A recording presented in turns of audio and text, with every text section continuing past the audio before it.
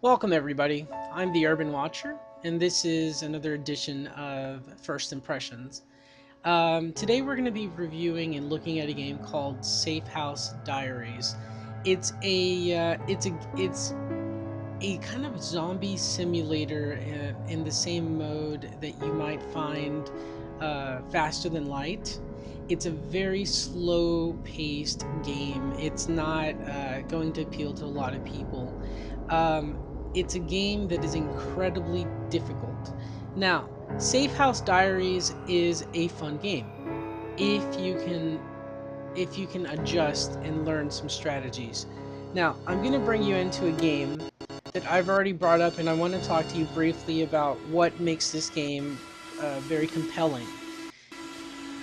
First of all, I say that it is a zombie simulator, and I've brought up a game that I've already started, and the reason it's called a Safe House Diaries is because in the game you start off with a blank page that looks like a diary that maybe a survivor might have been left behind.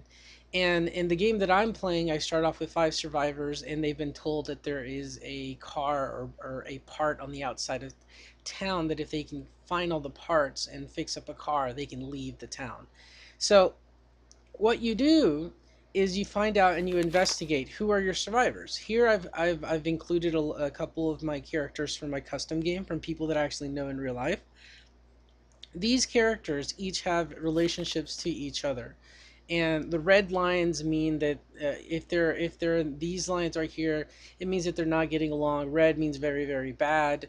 Orange means it's going bad. Green means that they're doing pretty good, and it tells you about what their prejudices are. This person is uncomfortable with women, so it makes sense that he's uncomfortable with Daniela. You're able to add something called rumors to be able to manipulate their relationships. Relationship management is everything in this game, and this is very compelling because it's not just a straight up shoot 'em up game. There's an element of strategy. The other thing is this is the map. This is the game.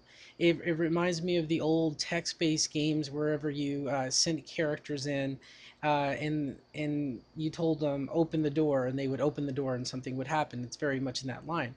This clipboard is what I can tell my characters to do. So right now, since I loaded up this game, that nobody's doing anything. So I would click on one of my characters and tell him, I need you to modify something. Modify means like upgrading, while somebody else might need to barricade, and I want them to do it very quietly because I don't want them to attract noise.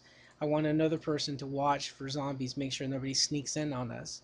While somebody else, like this Brent character, I'm gonna send out to investigate.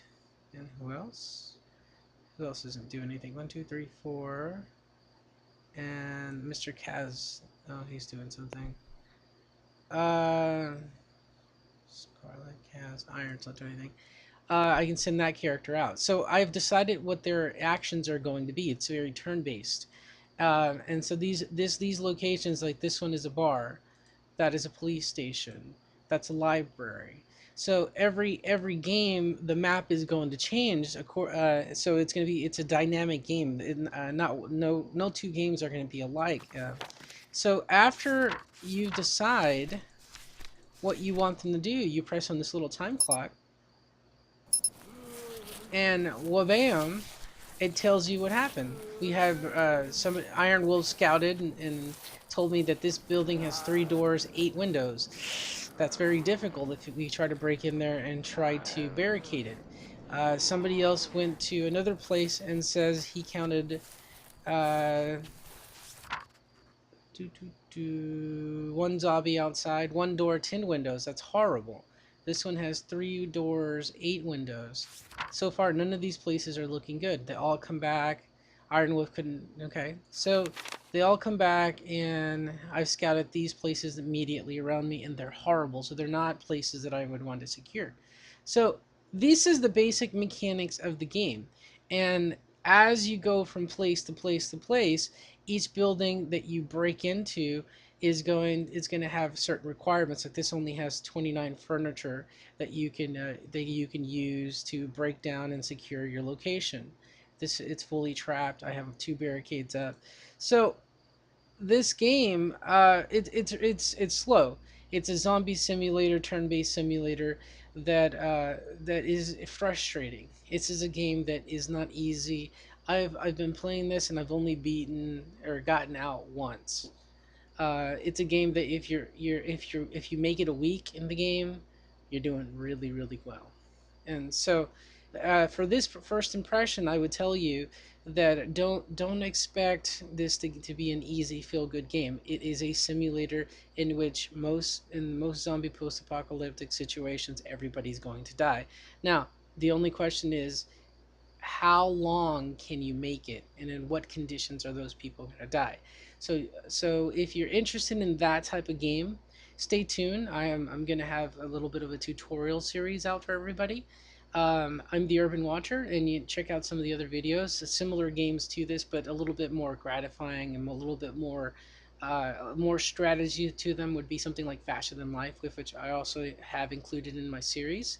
And if you're also interested in action games or horror games, there's going to be a Halloween edition of zombie games and horror games on a playlist. So look for those on my YouTube channel. Again, I'm the Urban Watcher. My YouTube channel is the Zombie Professor. You can find me on Twitch or on my blog.